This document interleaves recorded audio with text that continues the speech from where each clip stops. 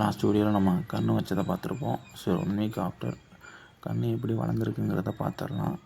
So ஓரளவுக்கு நம்ம வச்ச கன்று எல்லாமே ஒரு 98% பர்ஃபெக்டாக வந்துருச்சு. எல்லாமே உயிர் பிடிச்சிருச்சு.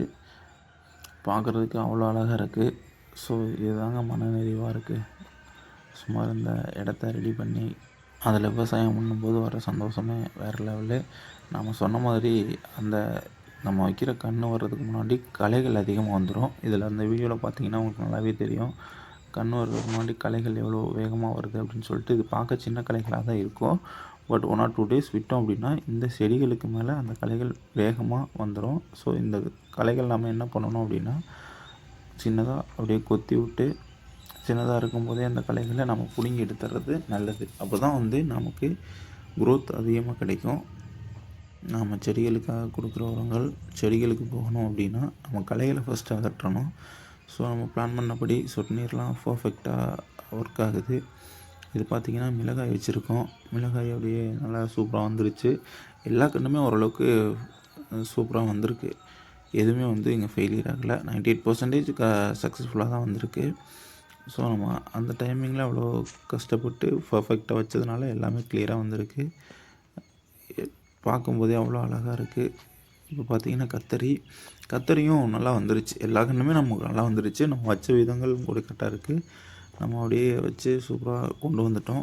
ஸோ இனிமேல் நமக்கு ஒர்க் என்னென்னு பார்த்திங்கன்னா களைகள் அகற்றிட்டு கொஞ்சம் அதுக்கு அந்த உரங்கள் கொடுத்தோம் அப்படின்னா ஈஸியாக வந்துடும். உரங்கள் நம்ம என்னென்னா அந்த மக்கின இலையும் குப்பையும் தான் நம்ம உரங்களாக கொடுக்க போகிறோம். அதுக்கப்புறம் நீம் ஆயில் மட்டும்தான் நம்ம ஸ்ப்ரே பண்ண போகிறோம்.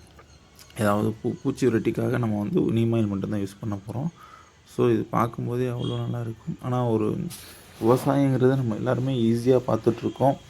அது லைவாக இறங்கி பண்ணும்போது தான் எவ்வளோ டிஃபிகல்ட்டிஸ் இருக்குது, எவ்வளோ கஷ்டங்கள் இருக்குது, எவ்வளோ ஸ்ட்ரகிள் இருக்குதுன்னு நம்ம இந்த விஷயத்தை நம்ம ரெடி பண்ணுறதுக்கே பார்த்திங்கன்னா 1.5 month நியர் எடுத்துருச்சு. நம்ம ஃபஸ்ட்டு கார்டனுக்குள்ளே பார்த்திங்கன்னா அவ்வளோ புல்கள் நிறைய களைகள் இருந்திருக்கும். அது ஃபஸ்ட்டு வீடியோவில் நம்ம அப்லோட் பண்ணியிருப்போம்.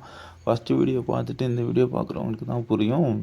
கண்டினியூஸாக பார்த்தவங்களுக்கு மட்டும்தான் புரியும் இது எவ்வளோ பெரிய டிஃபிகல்ட்டிஸ் அப்படின்னு சொல்லிட்டு அக்ரிகல்ச்சர். இதில் பார்த்திங்கன்னா நம்ம நிறையா மகசூல் எடுக்கிறதுக்காக நம்ம பிளான் பண்ணவே கிடையாது. நம்ம வீட்டு யூஸ்க்காக மட்டும்தான் வச்சுருக்கோம். ஸோ இது இன்னும் பெரிய அளவில் நம்ம விவசாயம் பண்ணுறப்ப தான் நிறைய தேவைப்படும். இது பார்த்திங்கன்னா தக்காளியும் நம்ம எப்படி வச்சுருக்கோங்கிறது நம்ம ஒரு கிளான்ஸ் பார்த்துக்கலாம். ஸோ எல்லாமே நீட்டாக வந்துருச்சு. அது பார்த்திங்கன்னா உங்களுக்கே தெரியும். ஒரு 98% வரையும் நம்ம பர்ஃபெக்டாக கொண்டு வந்துட்டோம். ஸோ கொண்டு வர்றது மட்டும் இல்லாமல் இனிமேல் தான் நமக்கு சேலஞ்சே இருக்குது. என்னென்ன சேலஞ்சு பார்த்திங்கன்னா ஃபஸ்ட்டு களைகள் அதிகமாக வரும். அதை நாம் ரெடி பண்ணணும். அடுத்து பூச்சிகள் வைக்கும் நிறையா. இந்த செடி க்ரோத் ஆகிற டைமில் ஸ்டார்டிங் ஸ்டேஜில் தான் பூச்சிகள் அதிகம் வைக்கும். ஸோ அந்த பூச்சிகளை நம்ம அகற்றணும். நம்ம முதல்ல பார்த்திங்கன்னா நம்ம ஷெட்டு வளைச்சி ஃபுல்லாக நம்ம க்ளோஸ் பண்ணியிருப்போம். அதனாடி கொஞ்சம் பூச்சிகள் கம்மியாக இருந்துருச்சு. பட் இப்போ எல்லா சைடும் நம்ம பழைய இதானதுன்னா ஓப்பன் அப்படியே கிழிஞ்சு கொஞ்சம் இதாகிடுச்சு. ஸோ அதனால் பூச்சிகள் ஈஸியாக உள்ளே வரும். ஸோ உள்ளே வர்றது கொஞ்சம் நம்ம கட்டுப்படுத்தணும். அதுக்காக கொஞ்சம் ரிஸ்க் எடுத்து நம்ம பார்க்கணும். அக்ரிகல்ச்சர்னாலே கொஞ்சம் ரிஸ்க்கு தான். நம்ம அதையும் கொஞ்சம் கவனமாக நல்லா பார்க்கணும். ஸோ வீட்டு யூஸ்க்குனால நம்ம கம்மியாக வச்சுருக்கனால கொஞ்சம் இது ஒர்க்கும் கம்மி. ஆனால் இது ஏக்கர் அளவில் பண்ணும்போது தான் நமக்கு ஒர்க் அதிகமாக தெரியும். ஸோ விவசாயங்கிறது ஈஸி கிடையாது. அது பிடிச்சி பண்ணாங்கன்னா அது விவசாயம் மட்டும் இல்லை, எந்த ஒரு விஷயமுமே பிடிச்சி பண்ணும்போது அது ரொம்ப ஈஸியாக தெரியும். ஸோ அடுத்தடுத்த வீடியோவில் நம்ம என்னென்னலாம் பண்ணுறோம் அப்படிங்கிறத நம்ம அப்லோட் பண்ணிகிட்டே இருப்போம். கண்டிப்பாக பார்ப்போம்.